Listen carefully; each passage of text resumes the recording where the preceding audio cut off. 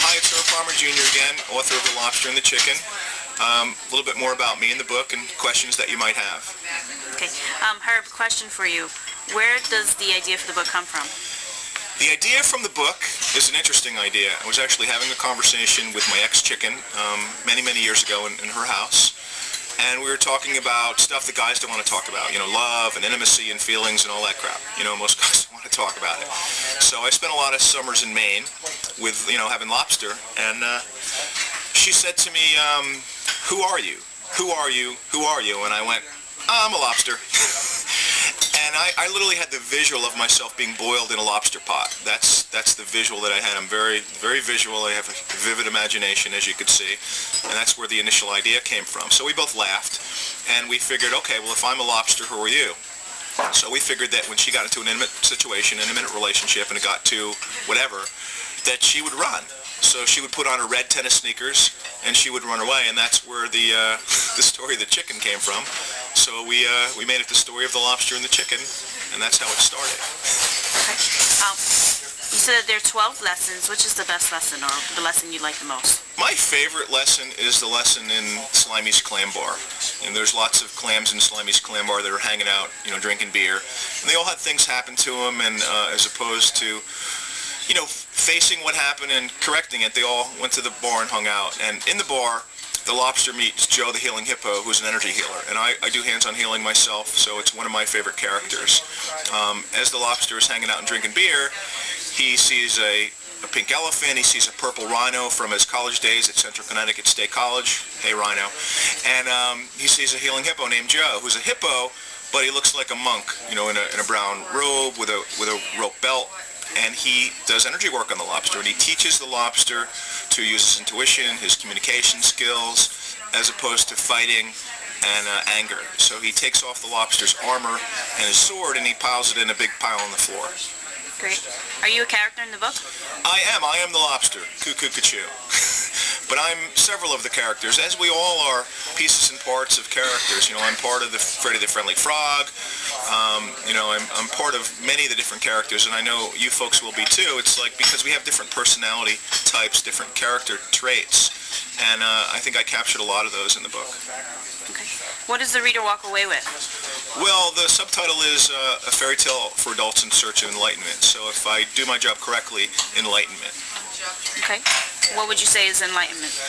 Now, that's a good question. What is enlightenment? Enlightenment, I think, would be capturing the light from within, capturing the God source from within, and becoming enlightened. So, what does that mean, becoming enlightened?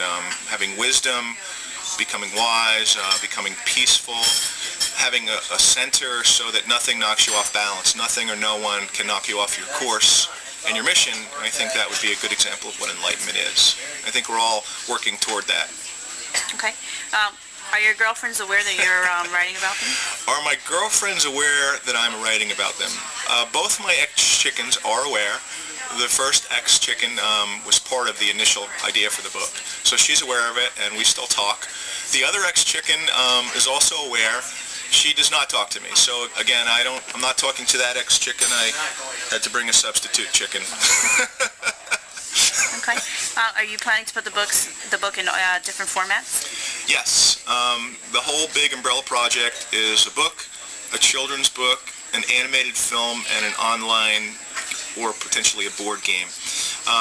So that I guess the next piece of it will be an audio book, really looking for advisory people, board members that see the whole project and have expertise in those other areas and would like to get involved also. Great. And if you were to recommend 3 books, what books would you recommend? The first book I would recommend would be a book called And the True Self Set You Free by David Icke, I-C-K-E. The second one I would say would be the Tony Robbins stuff and the Personal Power series. That was one of the first books that I looked at when I started my journey back in 1987 after the Harmonic Convergence. And the third book would be the books by Greg Braden. His last book is called The Divine Matrix. He wrote a book called Walking Between the Worlds and Awakening to Zero Point. All great books. I mean, I've read hundreds of books. Those are some of the top ones. Great. Is there anything else that you want to add? No, I think you guys should just all go buy my book. It's an awesome book. It's very, very, very funny. It's definitely going to make you laugh. There's 19 pieces of animated artwork, and it has a lot of lessons at a lot of levels. You know, so some people are going to get it at some level, some people are going to get it at another. So Amazon's carrying it. It'll be out at the beginning of the year, and I'll see it from Oprah. Oh, and I have a funny thing for you. You know, I'm going to actually see if I can do it. I'm here. I didn't go anywhere yet, but I have really great sneakers that I'm going to wear in the Oprah show. They're my $100 sneakers. So when I get on the Oprah show, I'll be wearing these. So thanks a lot. Kurt Palmer Jr. over and out. That's awesome. Is that cool? Yeah.